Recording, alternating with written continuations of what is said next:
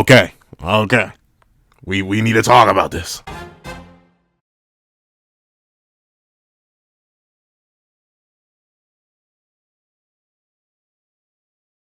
Thank you to our $5 patrons, Red Wolf 4765, Midnight Gem Lord, and Sean. And another very big thank you to our $3 members, Recliner Plays and Red Wolf 4765. And another thank you to our $10 patron, Robbie Uchiha. And another very big thank you to our $25 patron, Alex Ice Rose. And another very big thank you to our $25 member, Alex Ice Rose. Now, we're having this breakdown / discussion on why Ryu, Kenjaku, and Uraume are in fact not frauds, and they are still extremely powerful despite what occurred to them as of recent.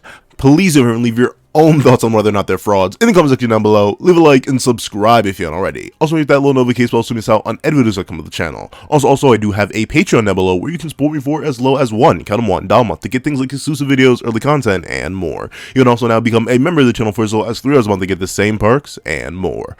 Now, let's hop into the discussion. What's up, guys? Pencil here, and yes, let's have a conversation about the about the fraud trio, as I've come to call them after their interactions: Kenjaku, Uraume, and Ryu.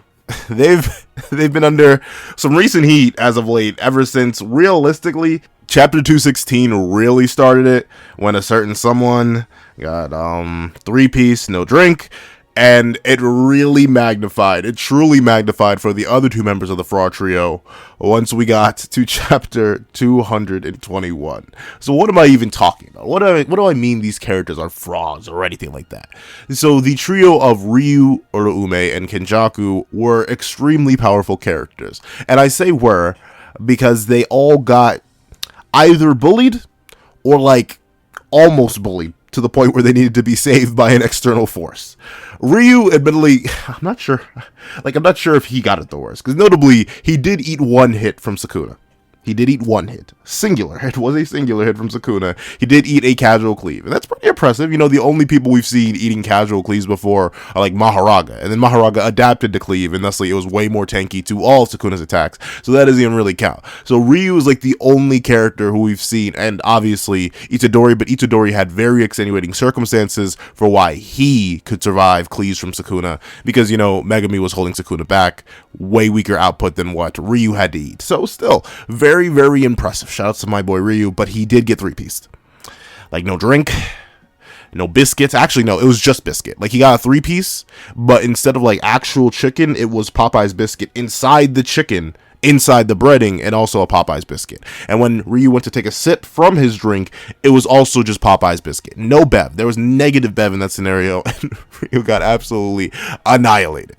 Next up on the, this is very bad, but not as bad as what happened to Ryu list, Uraume. Now, Uraume was also just unfortunately in the wrong place at the wrong time. This happens right after our final fraud got, no, they're not frauds. They're frauds. I don't want to call them frauds, but they're not frauds. This is after our final victim had to be saved by the king of curses himself. You know, a certain someone had to hop out and save Kenjaku from the humbling that we're going to talk about in a little bit. Someone had to show up and show out to make sure that Kenny wasn't just taken right off the map round start. Before the battle even began, Kenny had to be saved by Sukuna. And naturally, you know, where Sukuna goes, now that Sukuna's in control of the body, Uraume follows. And Uraume, like, everything would have been fine. Everything would have been fine if they had just, you know, stood by, watched, lurked. Like, I get it. They're definitely on that ace mentality. Like, oh no, you can't talk smack about my man. I'm going to get you for that. But unfortunately, due to them deciding that opening their mouth was a good idea when facing down the strongest sorcerer, as Gege is calling him, the strongest character in the manga, Uraume got literally one-tapped. Like one-tapped worse than Ryu did, ironically enough. Like, Ryu perished, though. Ryu is confirmed just gone. Like, Ryu did not regen from that. So Ryu's gone. So he admittedly got the worst on, like, consequences front. But, like, in terms of sheer embarrassment, like, Ryu ate one cleave. Sure, was it a full power cleave? No, because we saw what happened when he got hit by a full power cleave or a full power attack. Whether it was cleave or dismantle is pretty much semantics at this point. Regardless, bro got smacked and whacked and attacked and perished for that. But Uraume was casually one-tapped. Gojo just took one fist and buried it straight in their gut. They coughed up the juice and were gone. Like, legitimately, they get knocked out of the chapter. They flat out get knocked out of the chapter. They get knocked off panel and don't appear for the rest of 221. So that is pretty darn embarrassing. That's pretty rough stuff for Uraume to be going through. You know, they were talking all that smack. They thought they were them, and Gojo showed that, in fact, that was not the case. And then the final victim, arguably the ultimate victim, the true, maybe singular fraud, the Omega fraud of the entire series, if we want to call them frauds, Kenjaku. Now, Kenjaku has been Himothy, right? Like, he been Himothy, plotting the whole series, taking back shots for his goal. Like, only the highest caliber of JJK villain only does that. The highest caliber of anime villain literally gives birth for a side piece of their major final Omega plot. Like, it really be like that when it be like that, especially when it be like that. Like, don't get me wrong. And with that being the case, like, you know, Kenny was kind of set up as him. You know, like, top of the line, unafraid to run up on special grades, unafraid to run up on anybody, pull up and styling on grade 1, just really milli rocking on any block everywhere throughout the entire narrative. Bro was chuckling, laughing, having himself a good old time. So, like, obviously, Kenny seemed about that life. He really, really did. But note how I use the word seem.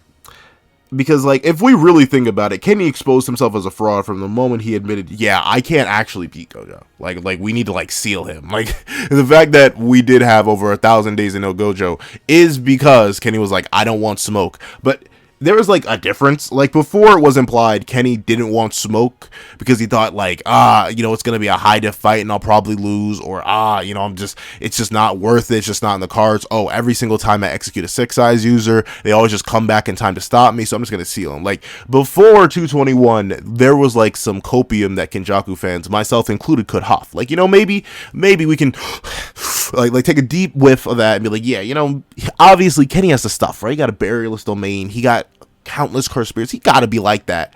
But then, like, Gojo showed up and, like, Kenny didn't get to do anything. Like, Kenny showed up and asked, yo, how did you actually just break the plot like this? Like, I set up like 67 different contingency plans to make sure your behind did not escape the prison realm. And Gojo was like, yo, you ain't with all that talking. And then immediately almost removed Kenjaku from the narrative. And Kenjaku was sweating, shivering. I know his boots were absolutely quaking from the idea of even dealing with Gojo at that point. But I think if there's one thing that interaction tells me is that Kenjaku couldn't have actually dealt with Gojo in that moment. I think there's, like, nothing. I can't see an argument. You don't, after being an 1,000-year sorcerer who we've never necessarily seen sweat or be caught off guard. Well, one time he saw him caught off guard. But, like, he's calculated everything up to this point. Kenjaku was sweating buckets. Kenjaku was shaking in his boots. His shivers were timbered, or his timbers were shivered, whichever one works for you. And obviously, with that being the case, it makes Kenjaku look kind of fraudulent.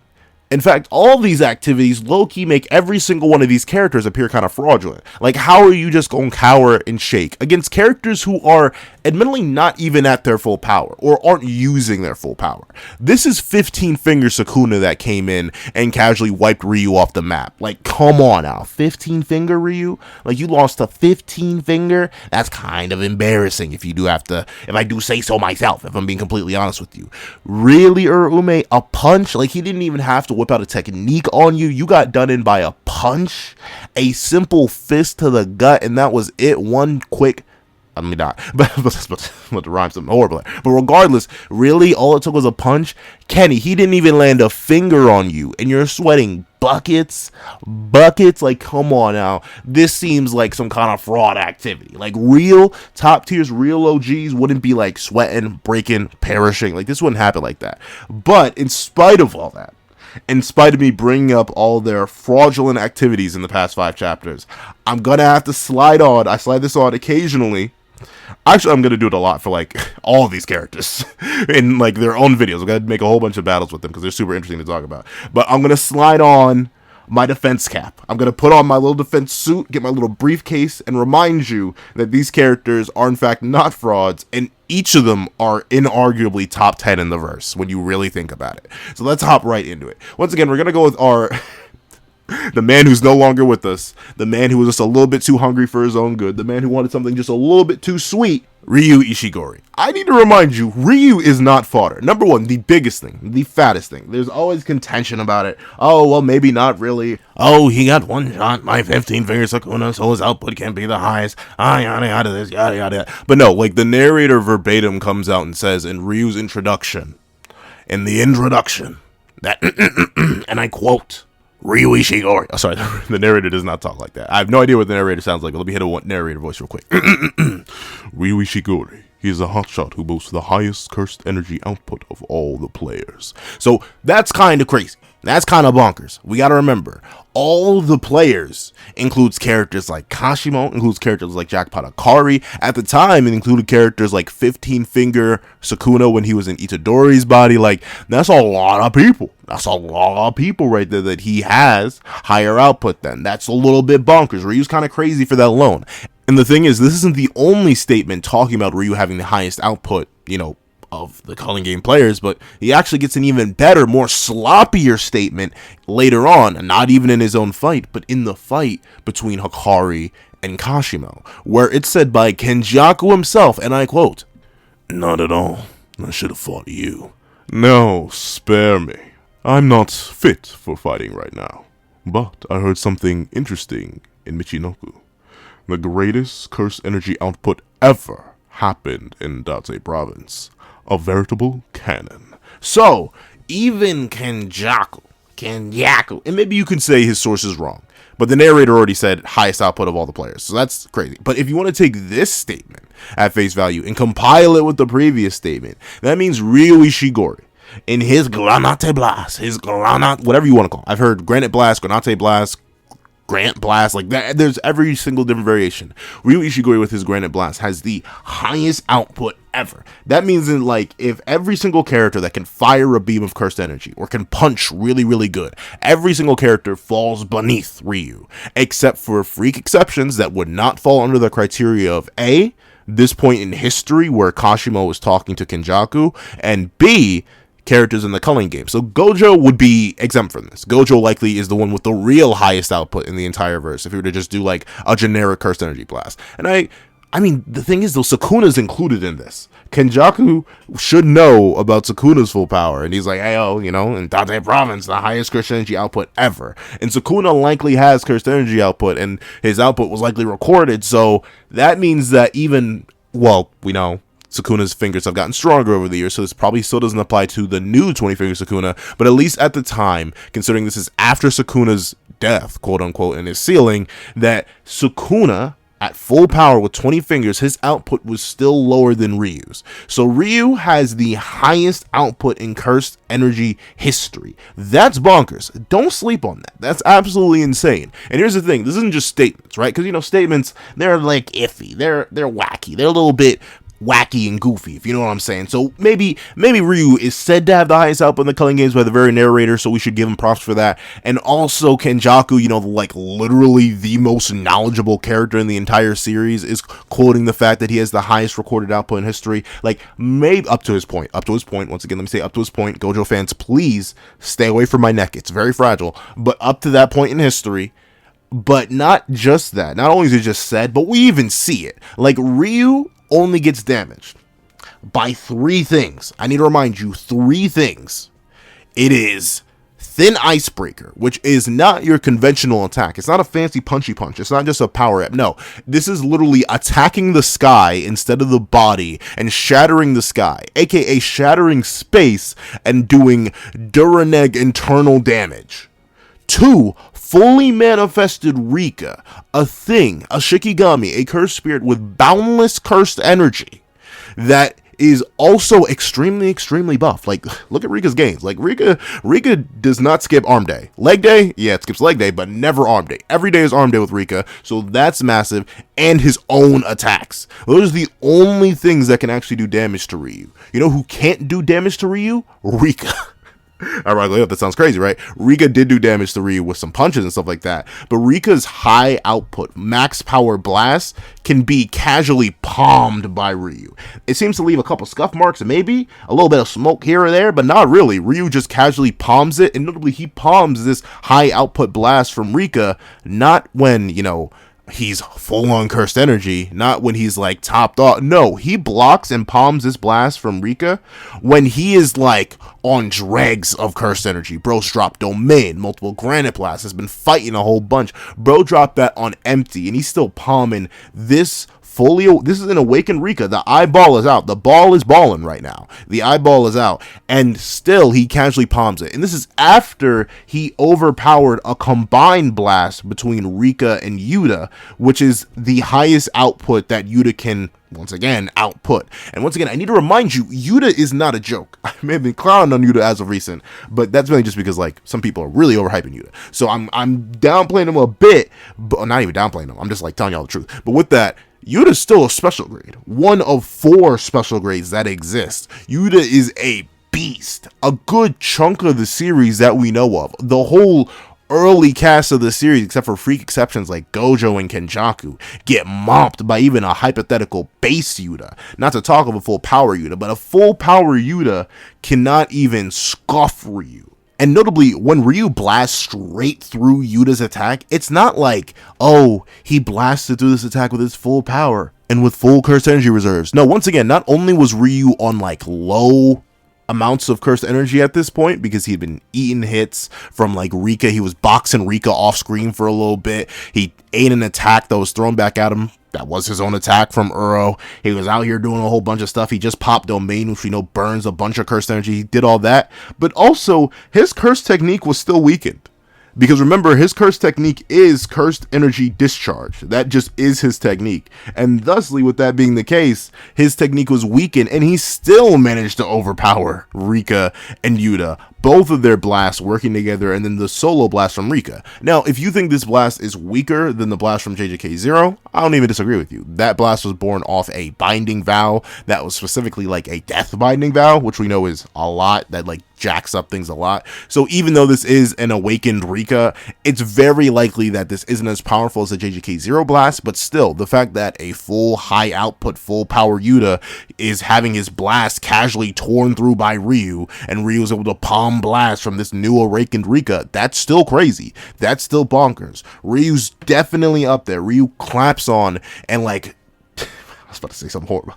He jiggles over a majority of the verse. Like, he annihilates a fat chunk of it. And that kind of includes Yuta. If Yuta was taking like granite blast to the head, if he took a granite blast to the face, Yuta's kind of done, son. It's kind of just like that. Ryu is not a fraud. He's up there. He just happened to run into Sukuna. And Sukuna makes everyone, except for Gojo, look like a fraud. So, Ryu, not a fraud. Highest output in the Culling games. Highest output in history up to the point where Kenjaku mentions it when he's dealing with old Kashimo. And at bare minimum relative to, but as stated by the narrator itself, stronger than the combined efforts of fully manifested Rika and Yuta. In terms of just raw power, Yuta manages to beat them due to the extenuating circumstances of the rest of that battle, but Ryu is confirmed stronger than Yuta, one of the 4 special grades. He may not be top tier, but he still is not a fraud. Now let's move on to the next person who I need to put the defense cap on for, Uraume. Now, I've actually seen a lot of Uraume downplay after 221, and I don't blame you. I still agree. It is absolutely biggity bonkers that they got one-tapped. Like, getting one-tapped this late into the series is kind of wild. And, like, one-tapped by a punch, too. We've seen a whole bunch of characters punch, but, like, I think this is legitimately what? I think this is the only fight in the entire series. Fight, quote unquote, like it's literally one panel interaction, like 1 or 2 panels of interaction. But this fight, quote unquote, is the only one where I think we've seen a character literally get taken out by one punch. Not a hit of a cursed technique, not a special swing of a special blade or anything like that. No, just a generic punch. I know Gojo does like weird things with his punches, so maybe it was a little bit of that. But as far as I can tell, just a regular punch. Until we get the Gojo stuff explained, what the fancy stuff that Gojo does with his punches that's mentioned by Jogo in their first interaction, until it's explained, I'm just gonna write it off as Uraume getting one shot by a punch, which I don't think happens anywhere else in the entire series. Like, once again, fully ready to be corrected. If you guys can remember another fight that literally gets dealt with in one punch, Choso versus Yuta. I think Choso versus Yuta is another fight that Yuta literally just one-taps Choso. So there's two. There are two instances where a character just gets absolutely one-tap. But remember, in spite of that, Uraume is also not a fraud. I need to remind you that who pulled up on Jujutsu Tech post Shibuya and really started putting in work? Obviously, it was Kenny. Kenny for one. And two, it was Uraume, who pulled up and was like, hey, yo, you know what? Kenny, don't mind me, bro. I really think I'm gonna drop them all. And he's like, hey, yo, we need a messenger. Keep one alive. And Uraume was like, yeah, you know what? The vessel for Lord Sukuna will be enough. Let me just drop them all. And, like, the thing is, Uraume wasn't bluffing here. Because, like, post Shibuya, 120% Itadori right after the fight with Mahito. Sure, he was like running low. He was running low on the juice, but still, right after the fight with Mahito, realized like, oh, yo, we're really about to die. Like there was a genuine look of terror in his eyes when Uraume was about to drop ice fall on him and really just get rid of him. You know who it took to stop Uraume in that instant? It took Yuki Sakuma, one of the 4 special grades, to show up and be like, wait, we can't do this right now.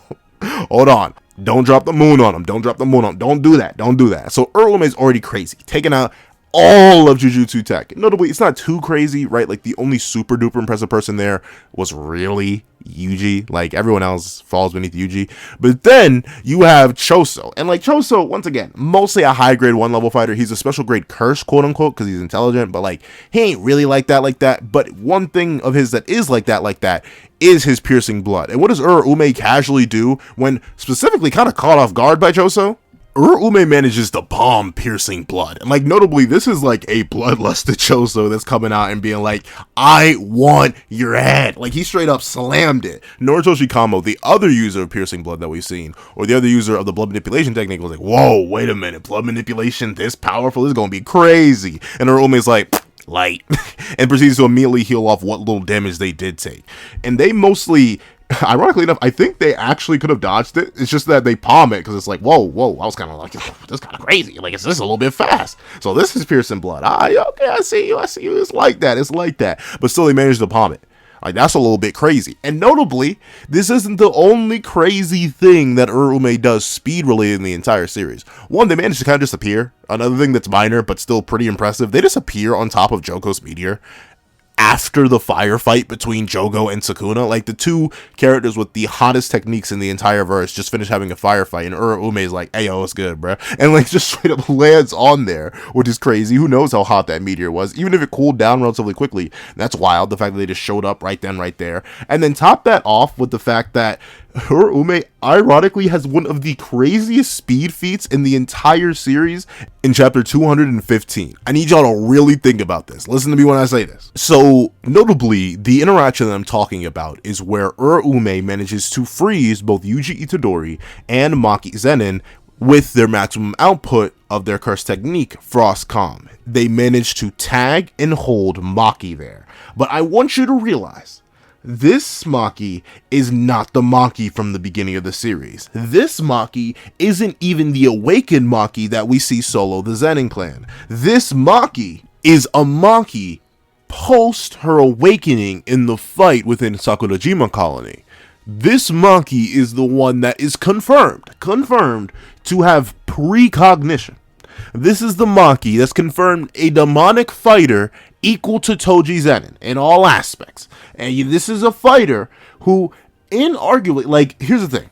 Speed in JJK is ever contentious. Do not get me wrong. It is up in the air on multiple levels. Cross-verse, inverse speed is ever complicated. Speed rankings. But at a bare minimum, this Maki, by being equal to Toji Zenin, and obviously fighting against Curse Naoya, is one of definitively the fastest characters. If you want to go with the idea that the projection sorcerers are the fastest in the verse, only being surpassed by, like, the outliers known as Gojo and Sukuna, then we know that Maki is faster than the projection sorcerers. Verbatim. Easily faster than both of them by being able to react to and use her precog on Curse Naoya, who is legitimately, if you want to argue the idea that Gojo and Sukuna are the outliers, and then Naobito and Naoya are the fastest, being like these projection sorcerers, being the speedsters of the verse.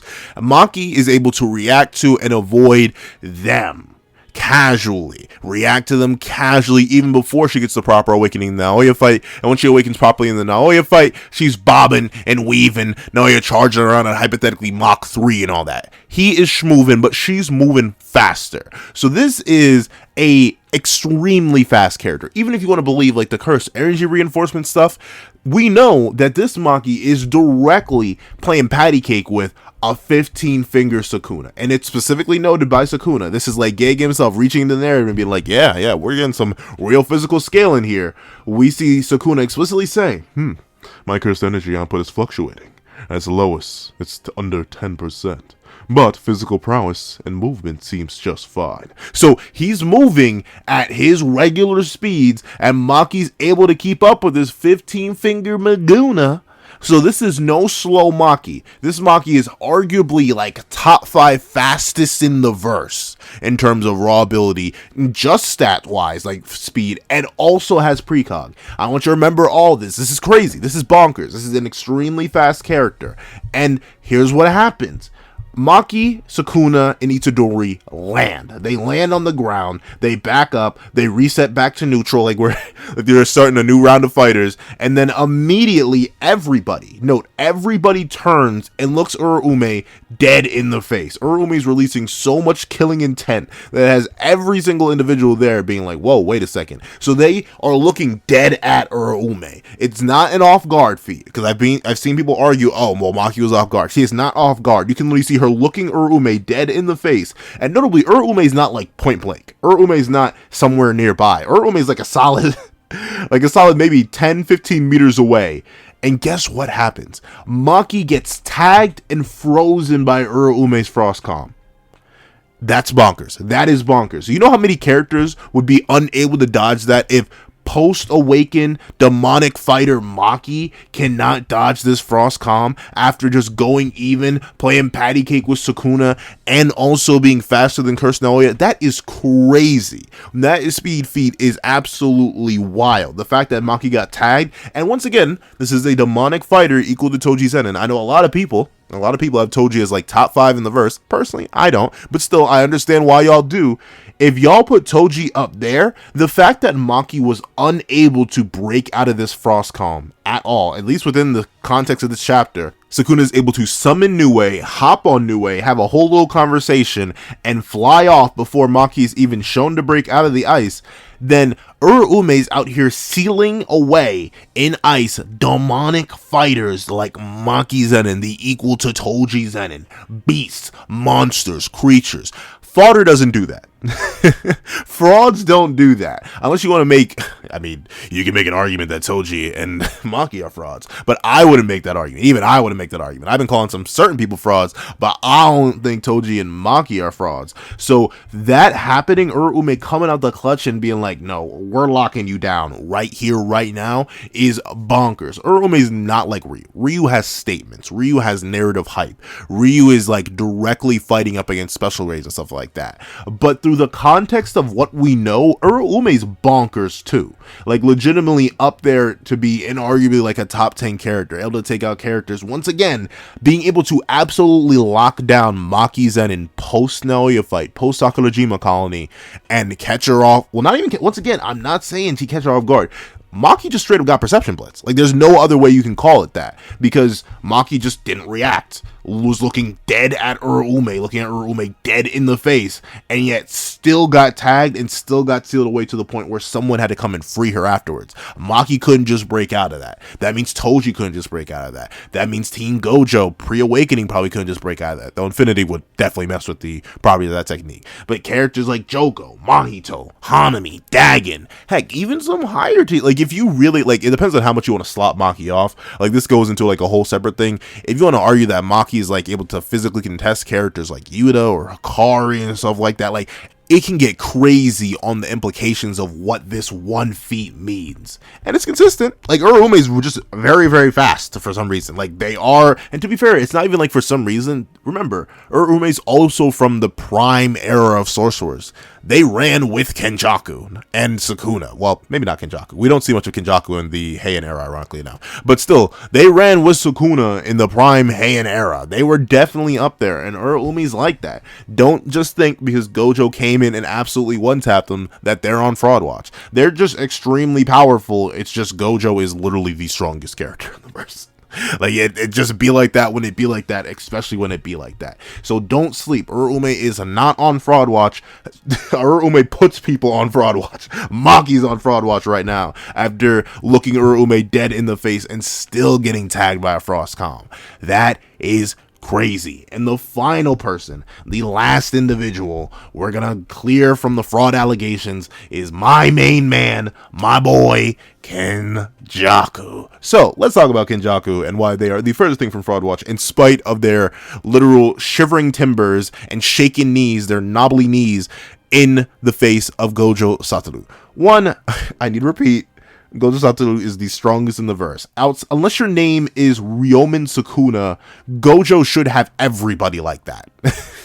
Do you see what he did to Jogo? Do you see what he did to Jogo and how he had Jogo acting and thinking and schmoving after their encounter? That's crazy. So that's one thing. The main person that put Kenjaku on fraud watch is the strongest character in the verse. That's like getting mad at Muzan or saying Muzan's fodder in Demon Slayer because he was put on fraud watch by Yorichi. Like, yeah, okay, he got put on fraud watch by the strongest character in the verse. That ain't his fault. So that's one thing. Number two, Kenny is crazy. Kenny is like absolutely insane. Once again, remember, Suguru Geto was a special grade. Suguru Geto himself was a special grade that literally waged war on all of Jujutsu society, dropped over 1,000 curses in multiple areas, and was 1v1ing the special grade curse spirit, and, well, no, realistically, 1v2ing the special grade curse spirit Yuta Kotsu and special grade curse Rika Orimoto. Like legitimately, Suguru Geto was already that guy, and it's even stated by Kenjaku later on that if Geto actually took Yuta a bit seriously and like wasn't splitting his forces,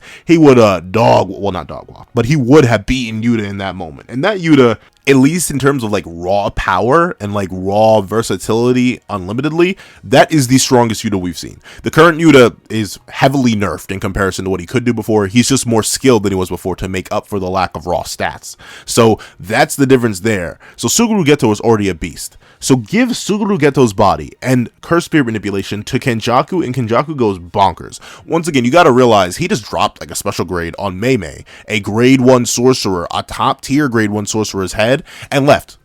And Meimei had to struggle to beat that thing. He has who knows how many special grades.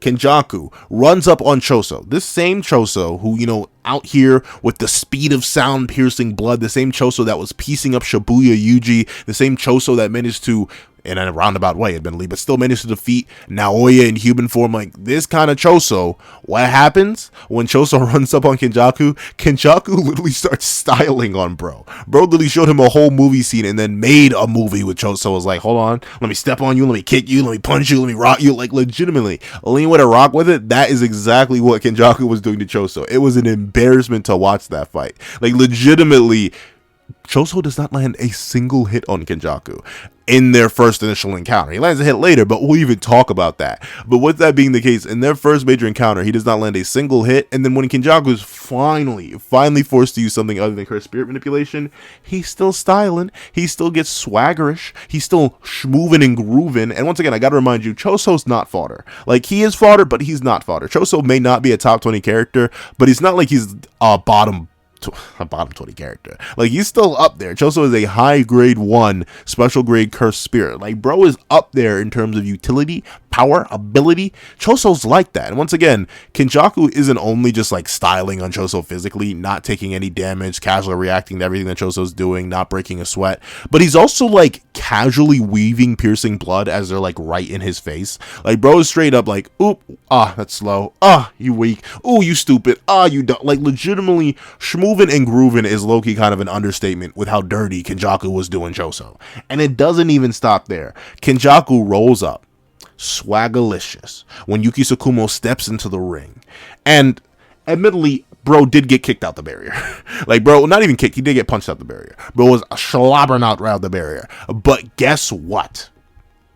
He doesn't really still get hit after that, but not any serious damage. Like, look at the rest of that fight, and Kenjaku is styling on Yuki Tsukumo, the most, like, outside of, no, I think she just is, like, outside of Kenjaku, out of the 4 special grades that we know of, Yuta Okotsu, Suguru Geto, Satoru Gojo, and Yuki Tsukumo is the longest lived special grade of the modern era. She is the one that Kenjaku himself could find no info on. Like, none of the higher-ups actually knew that Yuki was her or why Yuki was her. They just knew that Yuki was her. They had no information on her. And Kenjaku ran up to a fight that could have had massive ramifications in his enemy's home territory, pulled up and was like, yeah, I'll do it. Light work, I'll figure this out. And he literally did figure it out. Like, of course, Yuki did snitch on herself. I still don't necessarily get why she did that. She could have hid that. But still, what does Kenjaku do? What does the Chad Kenjaku do when faced with a beast that he's not sure he can slay himself? Bro's like, forget this. Just hold this domain real quick. And he drops the domain. And no, we've seen, at the point that this fight released, we had seen a bunch of domains, like at least 10 separate domains of different varieties. We've seen a whole bunch of domains of different types too, like a whole bunch of them. We knew a whole bunch of characters had domain.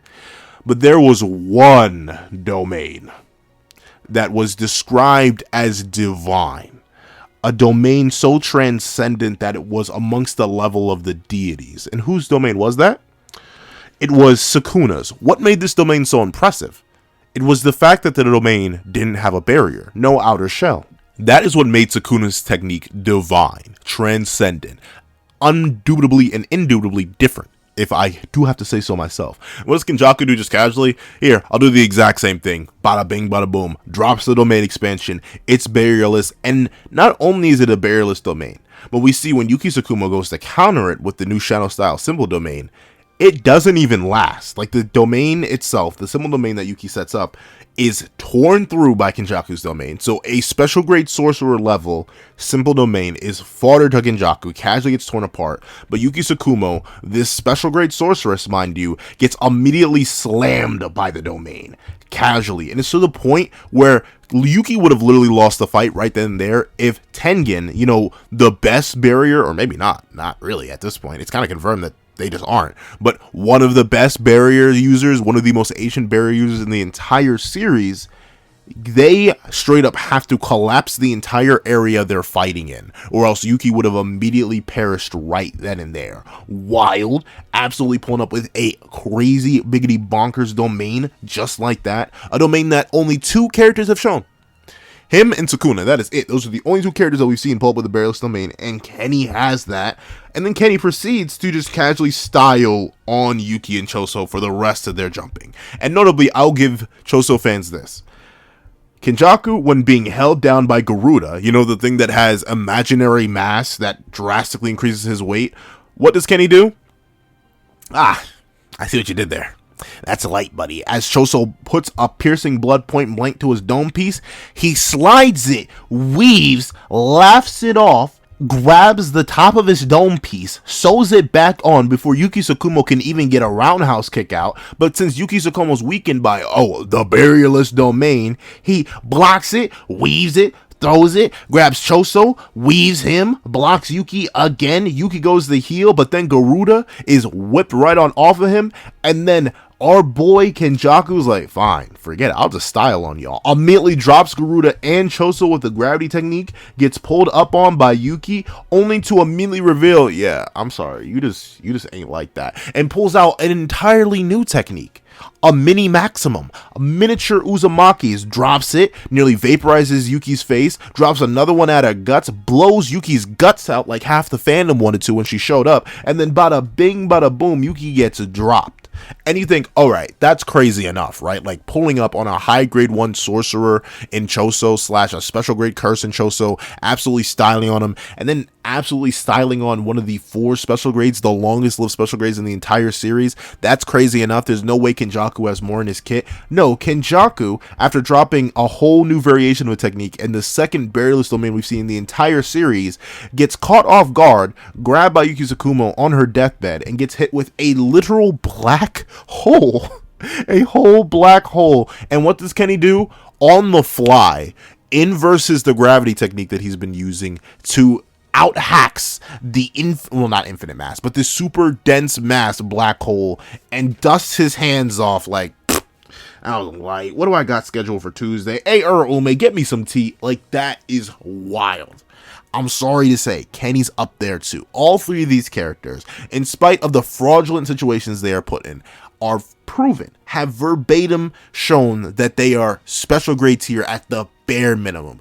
All of them have abilities or direct scaling to characters who either scale directly to special grades. In the case of Ryu and Kenny, like Kenny and Ryu just straight up fight special grades and even outdo them. Ryu's outdoing Yuta physically and Rika Orimoto physically, and Kenny's just styling on Yuki Tsukumo for the most part for their entire fight, except for the rare occasions where she gets them.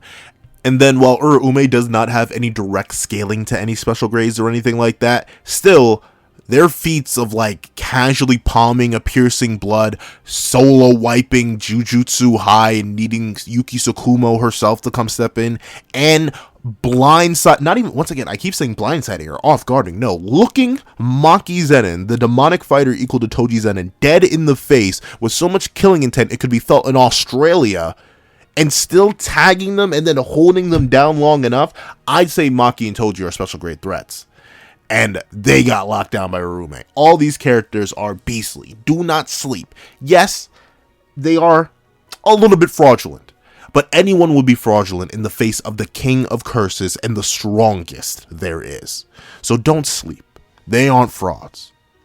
Let's respect them. However, that's what I think. Do you guys think that they are still frauds, even after all the things I brought up to remind you about them in this video, or not? Please let me know in the comment section down below. Thank you guys so much for watching. Please remember to like, share, comment, and subscribe. And make sure you hit that little notification bell so you do not miss out on any videos that come to the channel. Also, I do have a Patreon down below where you can support me for as low as $1 a month to get things like exclusive videos, early content, and more. You can also now become a member of the channel for as low as $3 a month to get the same perks and more. Now, thank you guys so much for watching once again, and I hope you guys have a wonderful day. This is Dak with a Pencil, writing off.